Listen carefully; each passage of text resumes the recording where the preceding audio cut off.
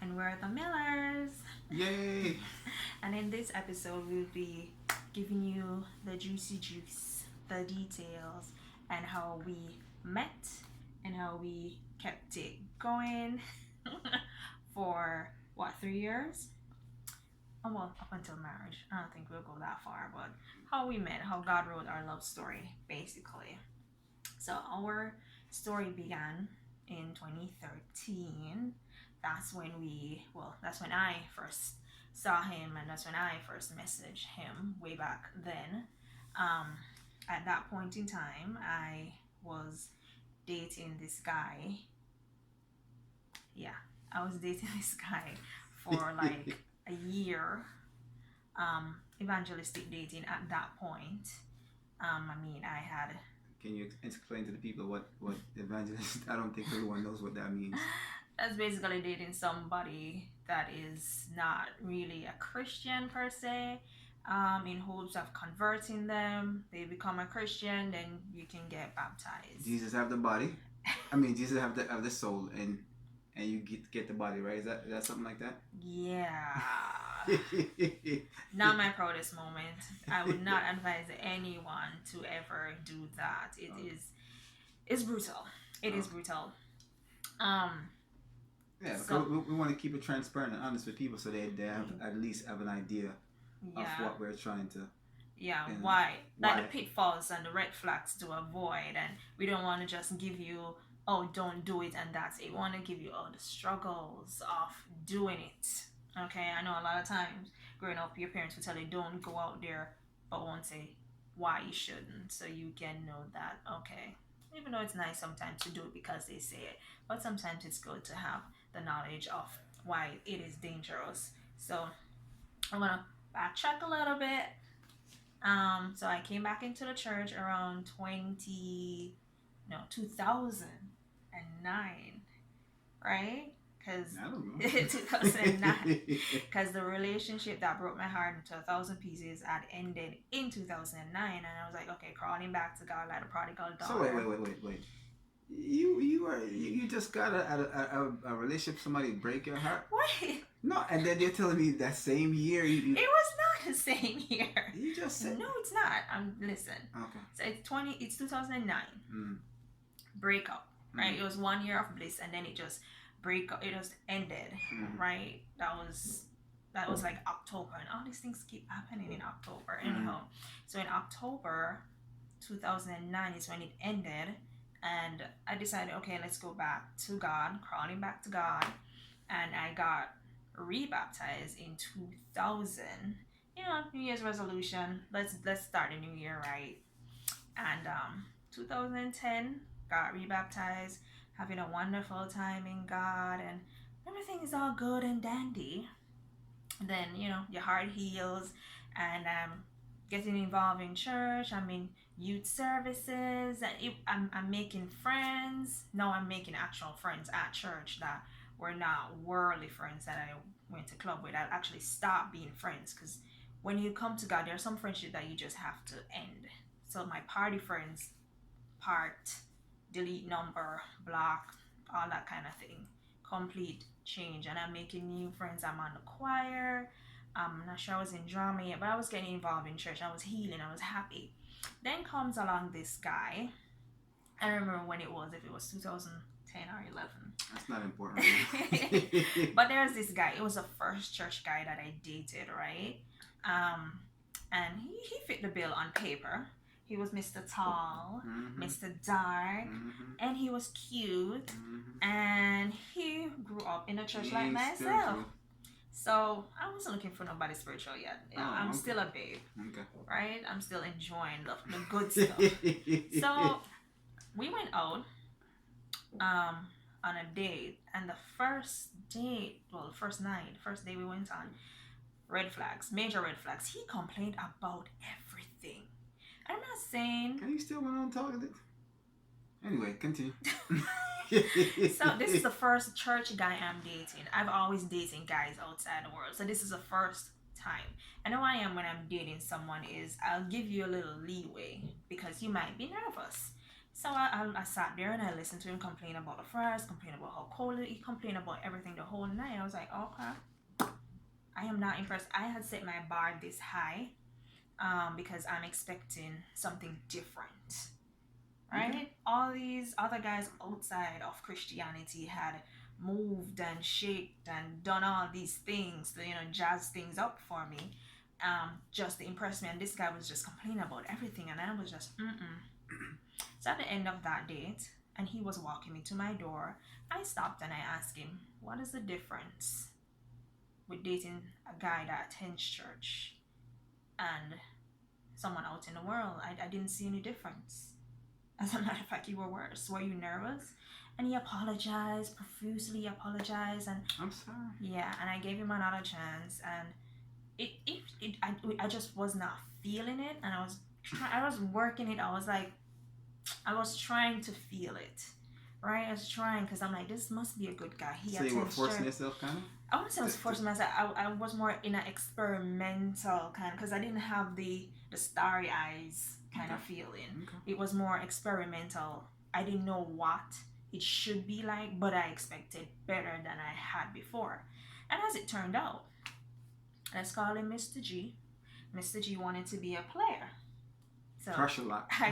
He wanted to date me, and he had a girlfriend at his church. And I made it my point of duty not to date guys that attend my church. Even though the pool was small, that was not something I wanted to do, because church gossip, church folks. Mm-hmm. Once you don't sit together for one church service, they're like, okay, something is up. The following week, and everybody's out up in your business. So for that, I'm like, that's a no-no for me, right? So my church was having an event. It so happened that my church was having an event because it was the biggest. So all the churches would come there. And he was just acting all funny. I was over there just hanging with my friends, and he's over there. And as far as I'm concerned, as far as I am concerned, when I'm dating you, I don't necessarily expect us to be hip on hip. But he was just acting funny. I'm over here chilling with my friends. You're over there chilling with my friends. That's fine. But he was just acting funny. I was like, no, something is up. And I don't know how, but we figured out that one of the girls, he sent me a text saying, oh, this girl is not my girl. And I was like, what's happening here? Anyhow, being the grown woman that I am, I went over to her and I introduced myself and I asked, is he your boyfriend? And she's like, yeah. I was like, oh, you told me he didn't know you. And she's like, really? And it happened that he was walking past the both of us. Mercy. At the same time. Player. Just in the churchyard talking. The game just ended. And she called him over and he hesitated. And she said, oh, you're really going to pass us? And he came over and I said, oh, is this your girlfriend? And he could not answer. Why would he answer? He could not answer. Then we were like, oh, okay. Why you put the man on the spot like that? We're like, okay, it's nice to meet you. Okay, girl. And we just ended. There was no cat fight. There was no hissy fit. There was nothing. We just handled it like grown women. And I remember when that night ended, he was just blowing my phone up. And I wasn't mad. I guess because there was no emotions. And I already had my list of stuff like, okay, red flags. There was no emotional attachment. Yes, I was disappointed that someone in the church would behave. So are you saying that if there was emotional attachment, it would have continued a relationship? No, I would have been hurt. Okay. No, you ain't gonna play me. Okay. But I wasn't hurt. As a matter of fact, we are still friends. Okay. We remain friends. Just want to keep it 100. Yes, we remain friends because it was like, okay, you were just trying to play a game and it didn't work out, but guess what? It's all love. Fine. Yeah, and that's one of the good things about remaining celibate. Okay. When you're dating. There was no kissing, no. And one of the red flags was he was quiet. He was just trying to get me in the house. Whenever he'll come to visit, oh, what do your room look like? Red flag. I was like, why do you want to know what my room looks like? Player. Right? There were red flags, and I was like, no. Something is not up with this guy. There was no deep connection or conversations about who I am as a person. It was just so surface. And that was kind of like, okay, so just because a guy attends church, just because he grew up in a church, doesn't mean that he practiced celibacy or, he puts it as a priority, or he's going to be honest, or he knows about God. So marked him off, left him to himself.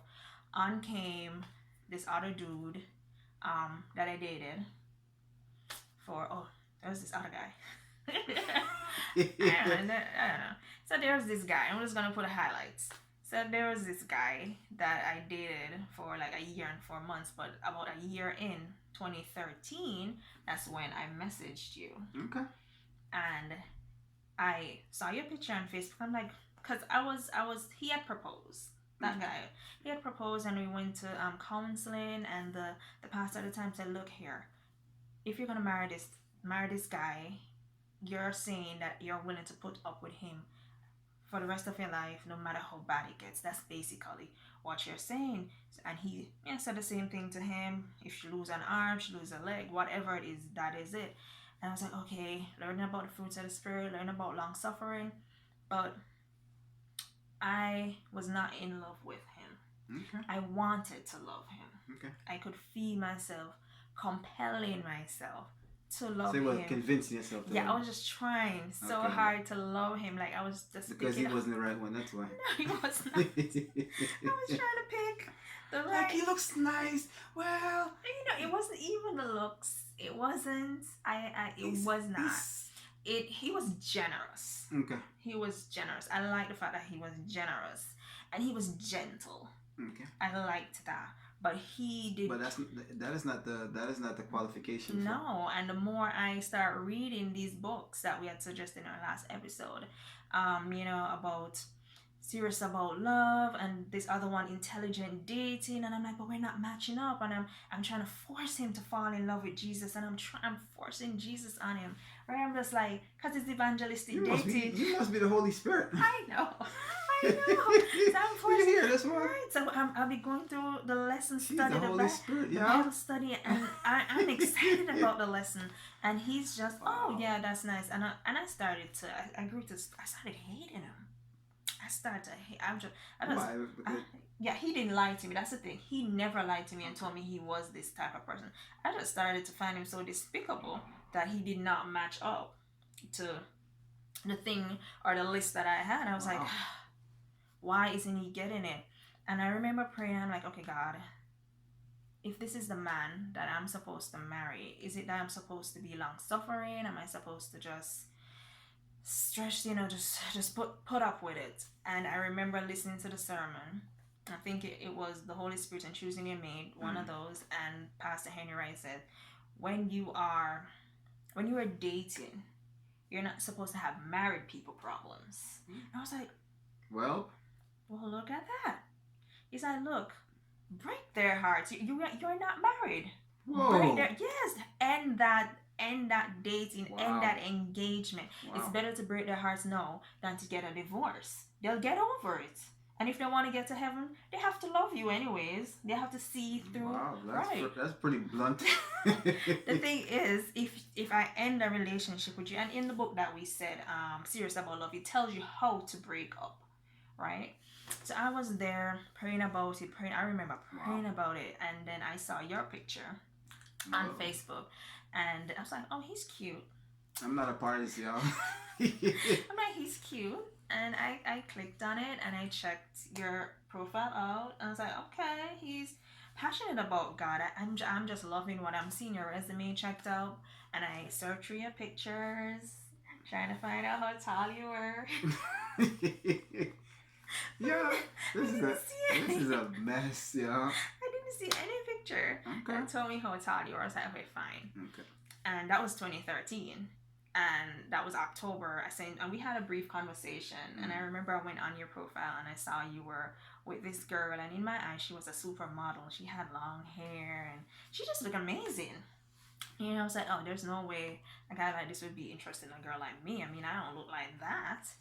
And he definitely gonna marry this girl. And I still had a conversation with him and ask him advice about how he think I should approach this current relationship that I had. And you said something about I don't remember exactly what you said, but if it's by God, it will work out. And you were telling me how it should be, kind of. I was like, okay, cool. We remained friends. We never spoke again.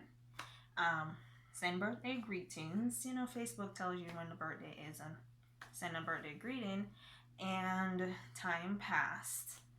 I ended that relationship December 31st. It was a Wednesday. I remember I packed up all my stuff that I had by his house, and I packed up everything and took it back to my house. I was not living with him. Oh, I'm about to say. But I had, like, you know, books and stuff there. Oh, okay. Right. Okay. So I packed up everything that I had and I brought it home.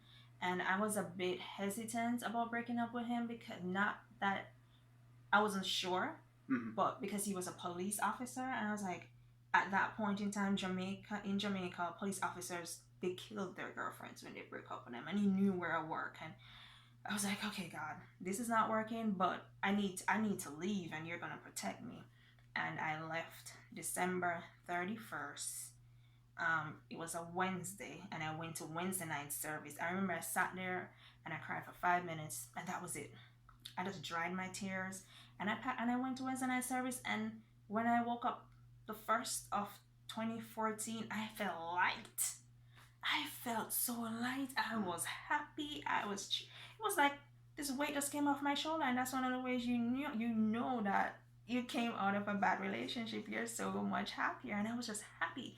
And that's when I decided, okay, mancation, no more dating. There was a Pentecostal guy somewhere there, but that lasted like 3 months. I don't even remember where that was. There was this Pentecostal guy. We're still friends. Oh, Lord. We are still friends.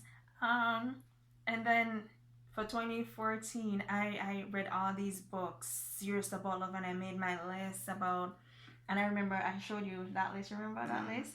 Where I made this very superficial list. Very.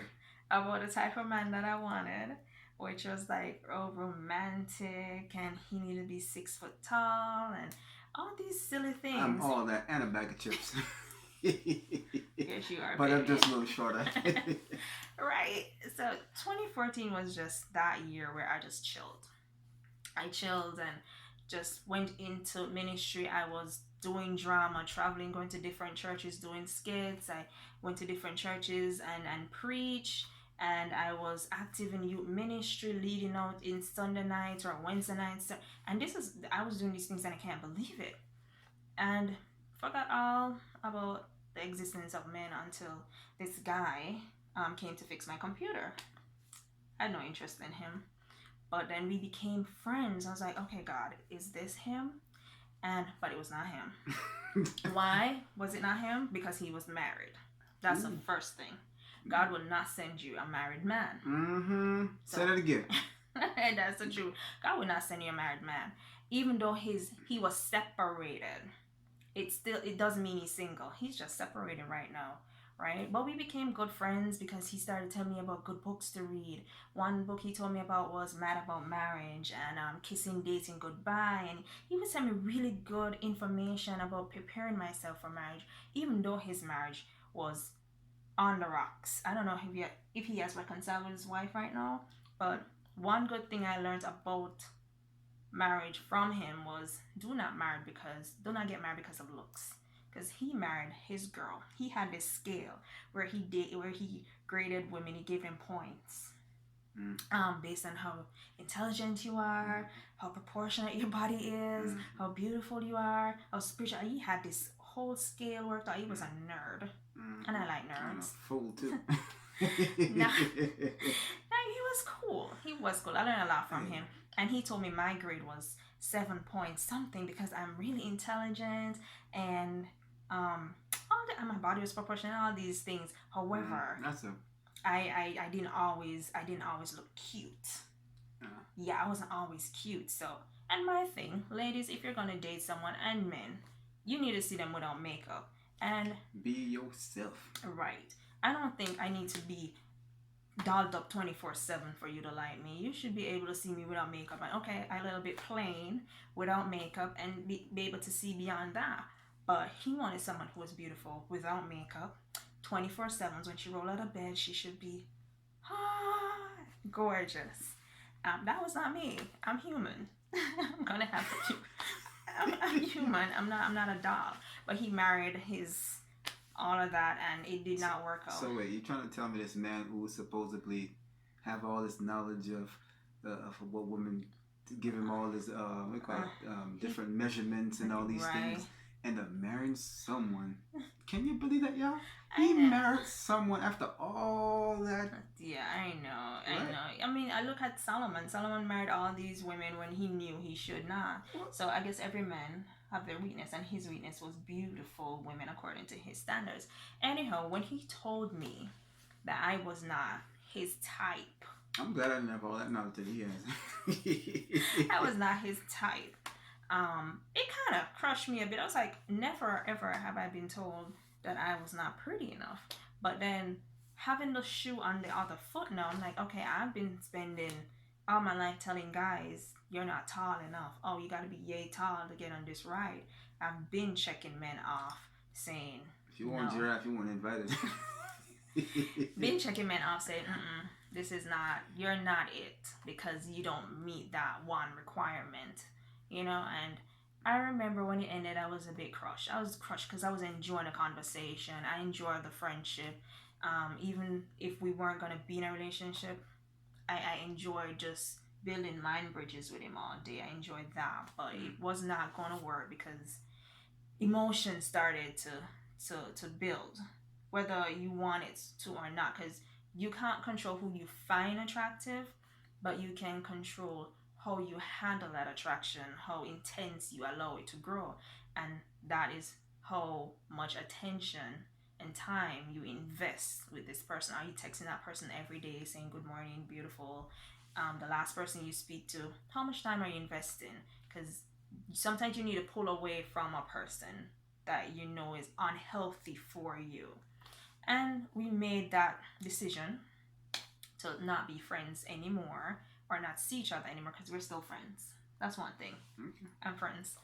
So we don't see each other. I've not seen him since that end of September, October. And I remember, okay, God, I spent all that time not paying attention to men so much that I didn't become physically aroused anymore. Sometimes you do get sexually frustrated as a single person. That didn't happen during my mancation. None whatsoever. And I remember saying to my friend, hey, I think I broke it. She was healed, y'all. It's not a healing. I remember calling my friend and I'm like, I think I broke it because it's not happening anymore. What's going to happen when I get married? And he said, look, because my best friend at the time was a guy, and he said, look, don't worry about that. That will come back. So I was a bit worried about that. But hey, it came back. Praise be to God. It came back. So, I remember praying. I was walking on the mall when that was our last conversation, and I stopped at this store going back to my office, and I prayed. I said, God, you know what? I actually do want a mate, because in my mancation, I was enjoying single life so much. I was single and satisfied and so happy. It's like, I don't need a man. But then when that happened, and I was enjoying that fellowship with him, that companionship with him, without the sex, without the kissing, without any hugging, there was nothing physically intimate that occurred between us at all. It was all mental and spiritual, and it was just so awesome. I was like, I want that with someone, but I want that someone to be mine. And I prayed and said, okay, God, you pick him. And that was it. It was a sincere, genuine prayer in October of 2015. Right. That was 2015.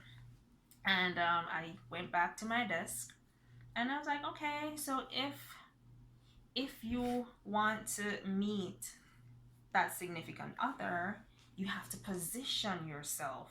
And I remember the story with Naomi, and Naomi told Ruth, oh, where did you get all these, where did you glean this? Because this looks a bit extra. And she said, oh, I got it from, that man's field, Boaz's field. And Naomi said, oh, here what you gonna do. Take these raggedy clothes off, put on some nice clothes, take a shower, fix yourself up, girl. And go visit that man. And go out there. Make yourself available. Make yourself seen. Position yourself. it was not, of course, she was dressed modestly. When she said make yourself seen, it means being attractive. Put a nice smile on, put on clothing that, complement your skin, the clothing that is modest, right? It's not some booty shorts. So I decided to join this Christian singles group called SEC singles group. And I joined the group not knowing he was in the group, not knowing that he was some sort of leader, admin, what? Some admin person. Admin person. Right. So he was in the group. And I would be sitting at my desk at work, and this guy posts on the hour every hour. And I'd be like, no, I wasn't supposed to have my desk out at work. My phone out. Sorry, my phone out. You see what happened? You see what happened? I was supposed to have my phone out on the desk at work. So it kept vibrating, and I was like, what's happening here? And it's this dude posting, and I didn't know how to turn Facebook notifications off. And he just kept posting and Thank posting. God you didn't. And posted, and I remember I didn't like him at this point, because during one of those mancation days, he was dubbed you were dubbed Selfie King. He was dubbed the Selfie King, and it just it just annoyed me so much. I was like, oh my gosh, he is so self-centered, taking all these selfies, and I just didn't like him. Little did she know. I just didn't like him anymore. And then so I sent him a WhatsApp, not a WhatsApp message. I sent him a message on Facebook, Messenger, and I was like, hey, so I noticed that you post a lot, and I put a happy face. I gave her a piece of my mind, like I told her. No, he didn't. No, he didn't. All right. And he responded quite nicely. He was like, oh, I guess I have a lot of time on my hands. I was like, oh, okay. And we just started talking. And that was it. We just started talking. And our first couple of conversations, he flirted with me a bit. He did. He flirted with me a bit. I'm a Christian man, woman. I don't flirt. He told me how beautiful I was, and I was taken aback. I was like, oh, okay. He noticed that. Okay. I didn't know he had time to notice a sister. And I said to him, oh, you need to be careful how you say those things to a single. You remember that? Yes, I remember that. And that part I remember. I said, you need to be careful how you say these things to a single sister, because... And I apologize. Right. You did apologize. Let me get some water. You did apologize for saying that. And I'll say you can't... Give my water. You can't be saying that to single women out there, getting a sister's hopes up or getting in her head. And he's like, oh, if you were in America, things would be different. I'll ask you out. And I did not take him serious. And I just didn't.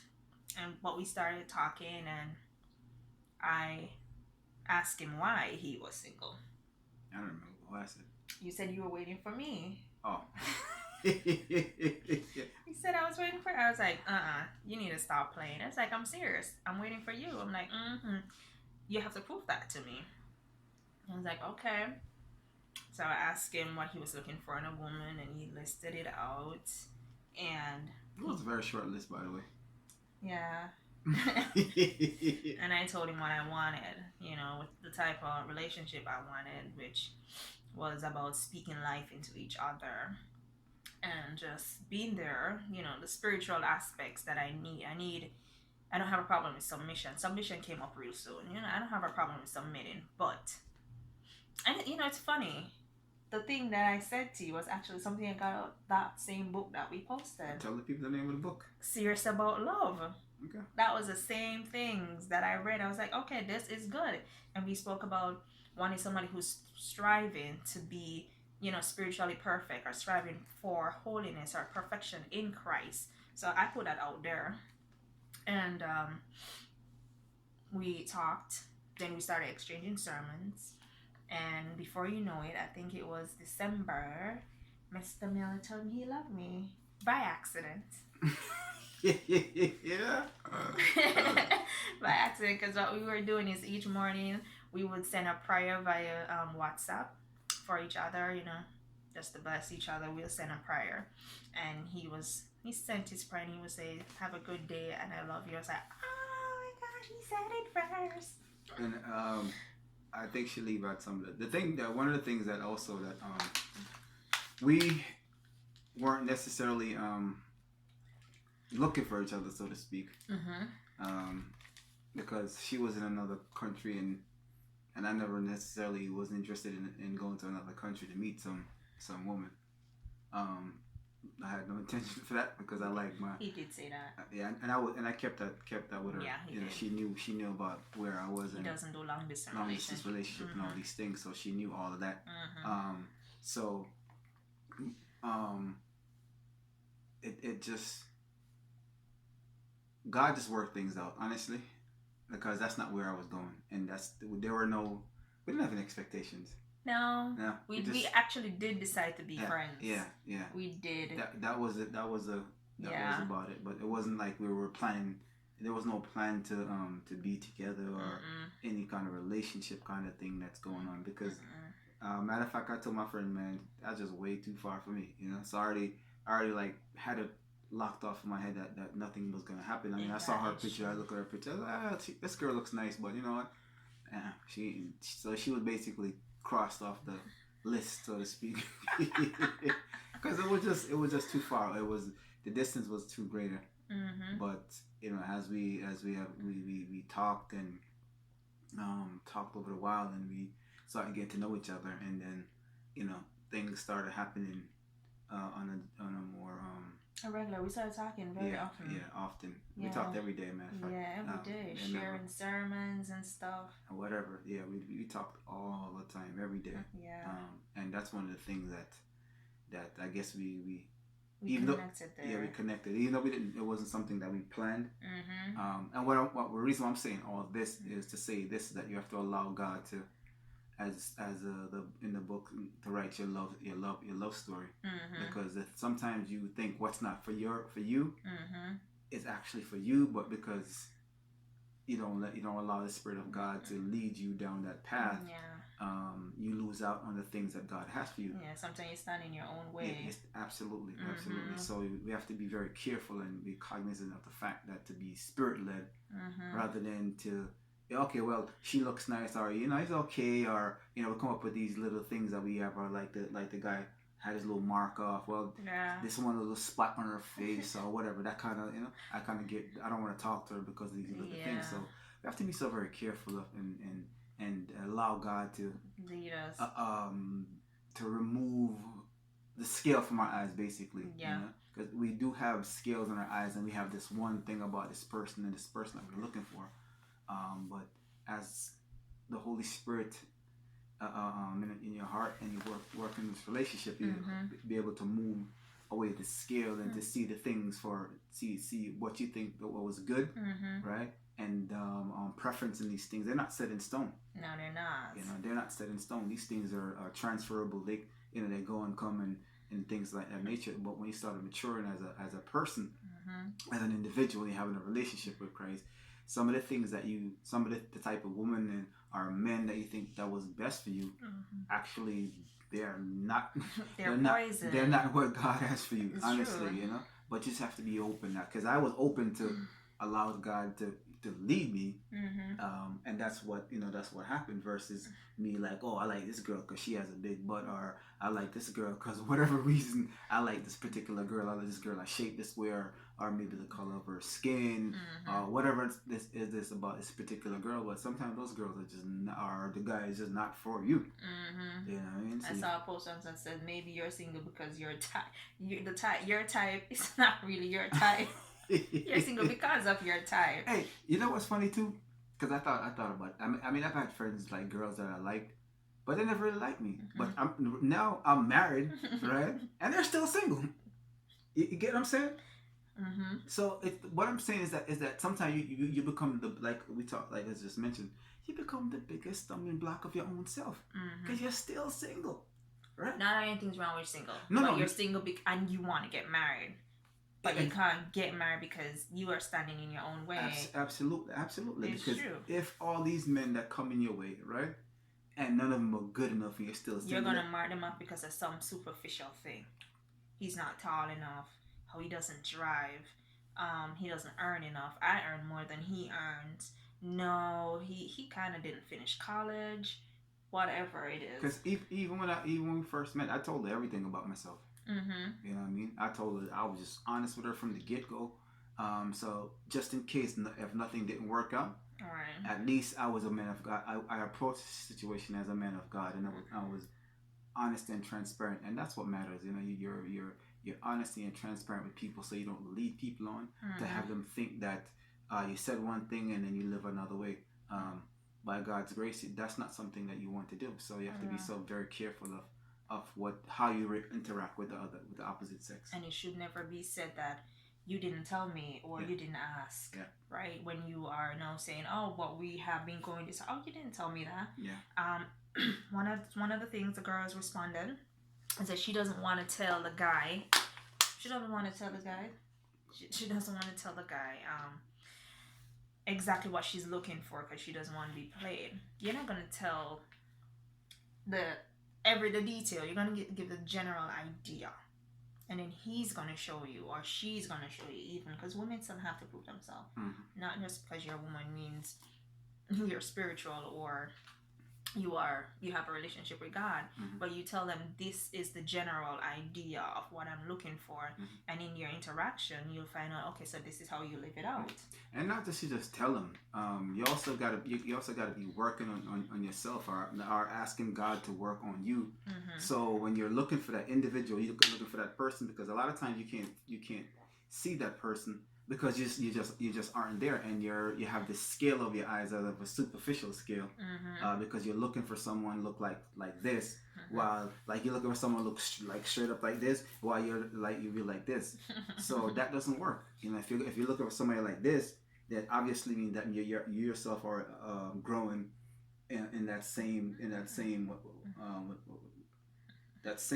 do you call it now? Are similar. You're growing similarly to what you're looking for, so to speak, if that's what. So that was December. Then we started making plans for him to come to Jamaica, because I wasn't coming here first. Ladies, I'm not traveling first. First of all, I don't have family here, and I was like, I'm not gonna go there. And no, I don't know you like that. And next thing I know, I vanish. So. In order for him to prove himself, he came to Jamaica, and we stayed separately. And I started traveling growing up, and we were able to see and meet friends, and we kept our lives pretty much private, not a secret. There's a difference between being secretive with your relationship and being private. So we were private, meaning who needs to know knew. Our family knew, our friends knew. We went out in public with each other. We just didn't put it all over social media. Yeah, and that's important. Most people didn't, because I never talked about my relationship, personal relationship on social media. And one of the things that when she did came for the first time, she met all my friends and my family, to see if that, to kind of get their assessment of what they think that kind of person that they think that she is, and that's very important, because sometimes you can have your starry-eyed, and they can see things that you don't see. So we just want to cover that, and I think that's and here we are today. So, married 2 years and counting, and happy. Not perfect, but we work on it daily. Advice we can give when you are starting out dating is ensure that a person is a friend. Focus on that. Focus on their spiritual level and your spiritual level. Prepare yourself. Arm yourself with all the resources out there, the books, the sermons, material. Go to singles convention, not just to look for a mate. It happens, but mostly to get information how to live a happy, successful, single life, and how to, mitigate the dating world. Feed upon that. Rely on your support team, whether your support team is your parents, whether it's friends, best friends, whether it's a church mother, whoever. So you need people who are able to pick out what you're not seeing, and be patient and enjoy the ride, and don't be afraid to assert what you are looking for, so you don't waste your time. Absolutely. You also have to be prayerful. Grow in grace. Like you said before, you get counseling. It's like being your best person that you would offer to someone else, basically. And in order to be your best person, you have to go down these be honest with yourself, like you said. Be honest and open and transparent, and all these things that whatever you desire in a mate, that you're working on those things. And I can't stress the fact about being friends. Right. It's I mean, at times people frown upon being friendships and all these things, but if you're going to go into a relationship, it's essential to be friends, because then the pressure of getting into a relationship is not there. It's very organic. Which is most important. Which is more. It happens organically. Absolutely. Right. So, yeah. Whether you, like I said, read books and all these different things. So you just work on yourself and work on the friendship, and just let it flow. Let it flow. And that's the best advice we can give you. Just let it flow, and let it develop as it should. And even if you never get into a romantic situation, at least you learn something about someone else. And have a good friend. Have a good friend. And have another notch in your support belt. Exactly. Right. Yeah. So, but thank you for tuning in. Don't forget to like, subscribe, and share. And tune in for another episode next week. We appreciate you. God bless. Peace out. Bye. Thank you. Bye.